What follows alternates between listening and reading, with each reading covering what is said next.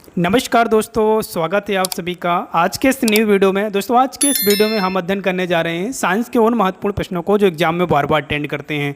दोस्तों अगर आप किसी भी एग्जाम की तैयारी करते हैं तो ये वीडियो आपके लिए काफ़ी हेल्पफुल रहने वाला है, क्योंकि इस वीडियो में मैंने उन्हीं प्रश्नों को रखा है जो एग्जाम में बार बार ट्रेंडिंग में रहते हैं। दोस्तों तो चलिए वीडियो को शुरू करते हैं, टू द पॉइंट बात करते हैं। दोस्तों चलिएगा, देखिए पहला क्वेश्चन है दोस्तों, ध्यान दीजिएगा यहाँ पर। और 10 से 15 मिनट तक आप वीडियो के लास्ट तक जरूर बने रहिएगा। 10 से 15 मिनट दीजिएगा दोस्तों मुझे आप, और कॉपी और कलम जरूर आप उठाकर बैठिएगा दोस्तों। चलिएगा, नोट डाउन कीजिएगा। पहला क्वेश्चन इंपॉर्टेंट है, आईएमपी है दोस्तों। कार्बन डेटिंग विधि किसकी आयु निर्धारित करने के लिए अपनाई जाती विधि है दोस्तों? तो याद रखिएगा, कार्बन डेटिंग विधि जो है दोस्तों, ये जो विधि है दोस्तों जीवाश्मों की आयु ज्ञात करने के लिए अपनाई जाती है दोस्तों। आपको याद रखना विशेष रूप से कौन सी विधि है, विशेष रूप से आपको याद रखना कार्बन डेटिंग विधि। क्या नाम है इसका? कार्बन डेटिंग विधि। आपको नाम विशेष रूप से याद रखना है दोस्तों। क्लियर है? चलिएगा, नेक्स्ट क्वेश्चन देखिएगा, वहीं हम बात कर लेते हैं दोस्तों। नेक्स्ट क्वेश्चन की ओर बढ़ते हैं कि अत्यधिक शराब का सेवन करने से शरीर का कौन सा अंग विशेष रूप से प्रभावित होता है? तो याद रखिएगा, शरीर का जो विशेष रूप से अंग है यकृत, जिसे आप लीवर बोलते हैं इंग्लिश में, तो आपको याद रखना है यकृत प्रभावित होता है दोस्तों। और वहीं हम बात करें अगर पीलिया जो है, मुख्य रूप से जो बीमारी होती है पीलिया, जिसके पीलिया की वजह से भी आपको यकृत ही प्रभावित होता है मुख्य रूप से, आपको विशेष रूप से याद रखना है। चलिएगा, नेक्स्ट क्वेश्चन देखिएगा दोस्तों, वहीं बात कर रहे हैं शरीर में रक्त बैंक का काम कौन सा अंग करता है दोस्तों? तो रक्त बैंक की बात कर रहे हैं, अर्थात ब्लड बैंक की बात कर रहे हैं दोस्तों। आपको याद रखना है तिल्ली, जिसे आप स्प्लीन बोलते होंगे, विशेष रूप से आप याद रखेंगे। ये आपको याद रखना, शरीर में बैंक, रक्त ब्लड बैंक के रूप में जानी जाती है तिल्ली दोस्तों। चलिएगा, नेक्स्ट क्वेश्चन दोस्तों, यहाँ पर ध्यान दीजिएगा, हरे पौधों में प्रकाश संश्लेषण की इकाई क्या कहलाती है दोस्तों? क्वांटोसोम। क्या कहलाती है दोस्तों? क्वांटोसोम। विशेष रूप से आपको याद रखना है। नेक्स्ट क्वेश्चन है दोस्तों, याद रखिएगा, यहाँ पर क्वेश्चन नंबर 3 की बात कर रहे हैं। यहाँ पर शरीर में रक्त की सफ़ेद कोशिकाओं का मुख्य कार्य क्या होता है दोस्तों? तो याद रखिएगा दोस्तों, शरीर की बीमारियों से बचाना। WBC की बात कर रहे हैं दोस्तों। WBC जो है दोस्तों, आपको याद रखना है एंटीबॉडी के रूप में काम करती है। आपको याद रखना, शरीर को बीमारियों से बचाने के लिए कार्यरत रहती है दोस्तों ये। चलिएगा, नेक्स्ट क्वेश्चन की ओर बढ़ते हैं दोस्तों। मछली के हृदय में कितने प्रकोष्ठ होते हैं? तो मछली के हृदय में 2 प्रकोष्ठ होते हैं। कितने होते हैं दोस्तों? आपको याद रखना 2। चलिएगा, नेक्स्ट क्वेश्चन है दोस्तों, वहीं हम बात कर रहे हैं कि मानव शरीर में रक्त से अवांछनीय पदार्थों को पृथक करने का कार्य कौन सा अंग करता है दोस्तों? आपको भी पता है कि जो बॉडी में फिल्ट्रेशन का जो काम करता है वृक्क करती है, अर्थात किडनी करती है दोस्तों, है ना। काफ़ी बार एग्जाम में रिपीटेड क्वेश्चन है, IMP है, नोट डाउन कर लीजिए आप इसे। क्लियर है? चलिएगा, नेक्स्ट क्वेश्चन है दोस्तों, यहाँ पर ध्यान दीजिएगा कि डायनामो का क्या कार्य होता है? तो डायनामो का क्या कार्य होता है दोस्तों? सिंपल सा सवाल है, भौतिकी से संबंध रखता है ये सवाल, आपको याद रखना है। यांत्रिक ऊर्जा से विद्युत ऊर्जा में उत्पादन करता है दोस्तों। क्या करता है डायनामो? यांत्रिक ऊर्जा से विद्युत ऊर्जा उत्पादन करता है, विशेष रूप से आपको याद रखना है। वहीं हम बात करें नेक्स्ट क्वेश्चन की दोस्तों, IMP लगाइएगा, नेक्स्ट क्वेश्चन काफ़ी बार रिपीटेड है एग्जाम में दोस्तों। पिचब्लेंडी या पिचब्लेंड की बात कर रहे हैं, तो आपको याद रखना पिचब्लेंडी से कौन सा रेडियो एक्टिव तत्व प्राप्त होता है दोस्तों? तो रेडियम, है ना। इससे कौन सा तत्व प्राप्त होता है? रेडियम की बात कर रहे हैं। चलिएगा, नेक्स्ट क्वेश्चन देखिएगा, वहीं हम बात कर रहे हैं गिरगिट की। गिरगिट की त्वचा में रंग बदलने का क्या कारण होता है दोस्तों?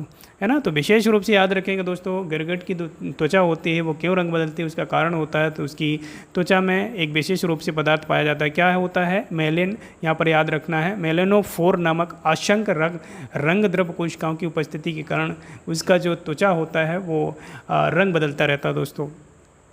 चलिएगा, नेक्स्ट क्वेश्चन है दोस्तों, वहीं हम बात कर रहे हैं, यहाँ पर बात ध्यान दीजिएगा, प्रकृति में सबसे अधिक मात्रा में पाया जाने वाला कार्बनिक यौगिक कौन सा है दोस्तों? कार्बनिक यौगिक में अगर हम बात करें ना दोस्तों, तो सेलुलोज आप राइट ऑप्शन लगाएंगे, क्योंकि इसका राइट ऑप्शन रहेगा सेलुलोज। क्लियर है? चलिएगा, नेक्स्ट देखिएगा, नेक्स्ट क्वेश्चन है दोस्तों, यहाँ पर बात करें हम समुद्र के किनारे उगने वाले वृक्षों में वार्षिक बलय क्यों नहीं होती हैं दोस्तों? तो विशेष रूप से आप याद रखेंगे, क्योंकि यहाँ की जलवायु में स्पष्ट भिन्नता नहीं होती दोस्तों। कहाँ की जलवायु में? समुद्र के किनारे की जलवायु की बात कर रहे हैं दोस्तों। चलिएगा, नेक्स्ट क्वेश्चन है दोस्तों, यहाँ पर ध्यान दीजिए, वृद्धावस्था का अध्ययन विज्ञान की किस शाखा के अंतर्गत किया जाता है? तो आपको याद रखना है, ये बहुत बार पूछा गया क्वेश्चन है दोस्तों। आप IMP लगाइएगा और नोट डाउन कर लीजिए आप इसे दोस्तों ध्यान दीजिएगा, जेरेंटोलॉजी के अंतर्गत किया जाता है इसका अध्ययन, जो है वृद्धावस्था का अध्ययन जेरेंटोलॉजी कहलाता है दोस्तों। चलिएगा, नेक्स्ट क्वेश्चन है दोस्तों, वहीं हम बात कर रहे हैं डोलोमाइट अर्थात CaCO3 किसका अयस्क है दोस्तों? डोलोमाइट के संबंध में अगर क्वेश्चन बनता है दोस्तों, तो ये क्वेश्चन जरूर आपसे पूछा जाता है कि डोलोमाइट किसका अयस्क है? तो कैल्शियम का अयस्क है, आपको याद रखना है विशेष रूप से। चलिएगा नेक्स्ट क्वेश्चन देखिएगा दोस्तों, वहीं खट्टे फलों में कौन सा विटामिन पाया जाता है। आपको भी सिंपल सवाल है, आपको भी पता होगा दोस्तों कि विटामिन सी जो होता है विशेष रूप से खट्टे फलों में पाया जाता है, आपको याद रखना है। और विटामिन सी सर्वाधिक जो मात्रा में पाया जाता है वो आंवले में पाया जाता है। आंवले को डॉक्टर प्लांट के रूप में भी जाना जाता है दोस्तों, है ना, आपको विशेष रूप से याद रखना है। सर्वाधिक स्रोत विटामिन सी का माना जाता है आंवला। ध्वनि की तीव्रता मापने वाला यंत्र क्या कहलाता है दोस्तों? ऑडियोमीटर कहलाता है। राइट ऑप्शन लगाएंगे अगर आपके एग्जाम में आता है कि ध्वनि की तीव्रता किससे मापी जाती है, ऑडियोमीटर से मापी जाती है। नेक्स्ट क्वेश्चन है, दूध का खट्टा होना किसके द्वारा होता है? तो दूध का खट्टा होना जीवाणु द्वारा होता है दोस्तों, है ना। खट्टेपन का कारण क्या होता है? जीवाणु द्वारा होता है दोस्तों, है ना। वहीं हम बात कर रहे हैं नेक्स्ट क्वेश्चन, श्वेत प्रकाश के वर्णक्रम में प्रिज्म द्वारा सर्वाधिक विचलित होने वाला कौन सा रंग होता है? तो सर्वाधिक विचलित होने वाला जो रंग होता है वो बैगनी रंग होता है दोस्तों। नेक्स्ट क्वेश्चन है दोस्तों, आपको याद रखना है कि रेफ्रिजरेटर में प्रशीतक के रूप में क्या प्रयोग किया जाता है दोस्तों?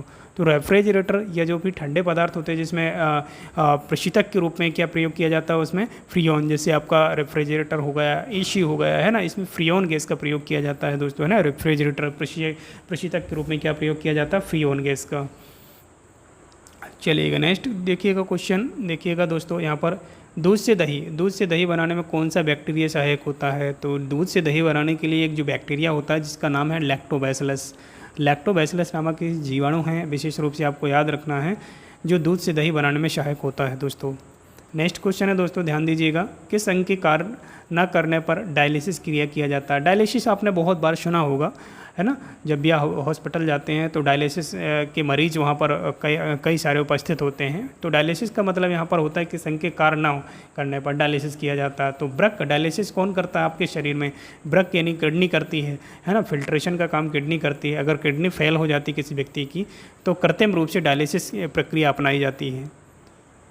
चलिएगा नेक्स्ट क्वेश्चन देखिएगा दोस्तों, वहीं हम बात कर रहे हैं दोस्तों नेक्स्ट क्वेश्चन की कि मनुष्य के मस्तिष्क का सबसे बड़ा भाग क्या होता है दोस्तों? तो मनुष्य के मस्तिष्क का सबसे अगर बड़ा भाग आपसे पूछा जाए एग्जाम में दोस्तों तो प्रामस्तिष्क आप लगाएंगे। राइट ऑप्शन क्या लगाएंगे? प्रामस्तिष्क।